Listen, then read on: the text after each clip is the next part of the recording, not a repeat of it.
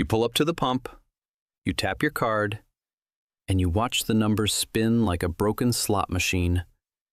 Except you never win.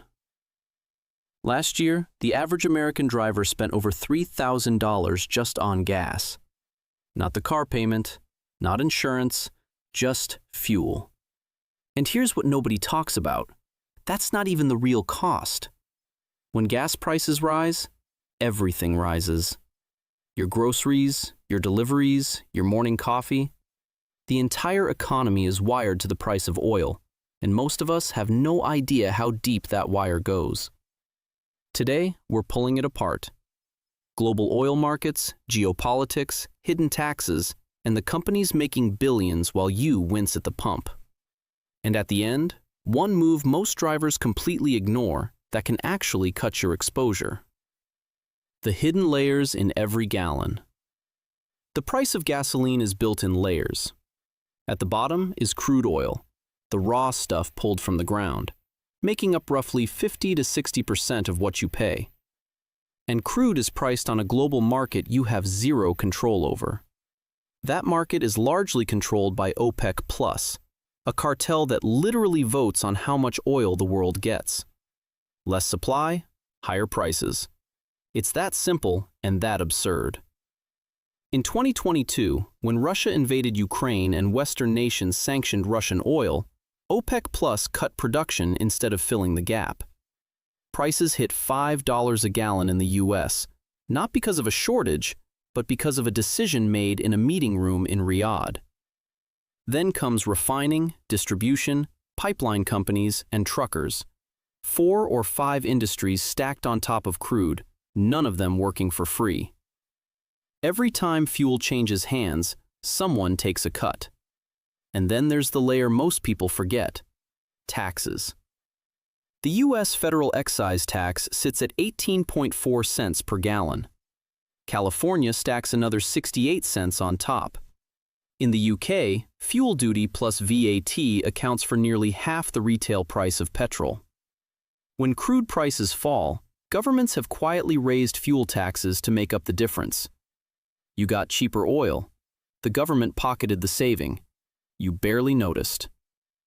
The costs you never blame on gas. Here's where it gets broader. Every physical product you buy traveled to you by truck, ship, or plane, all running on fuel. A $1 spike in diesel adds roughly 1 to 2% to retail prices across everything: food, clothing, medicine, electronics.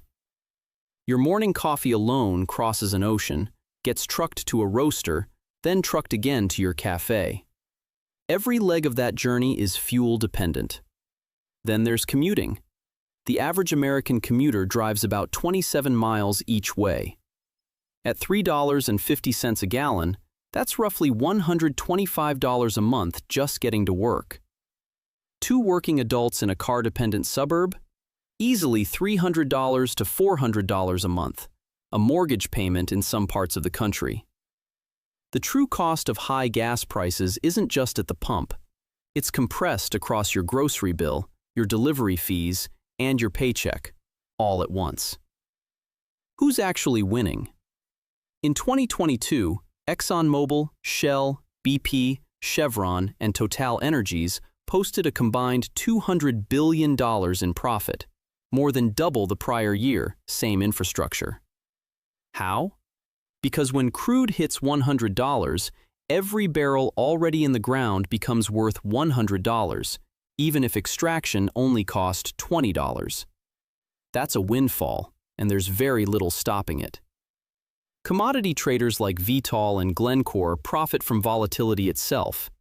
Every price spike and supply disruption creates an arbitrage opportunity. Governments collect reliable tax revenue regardless of what prices do.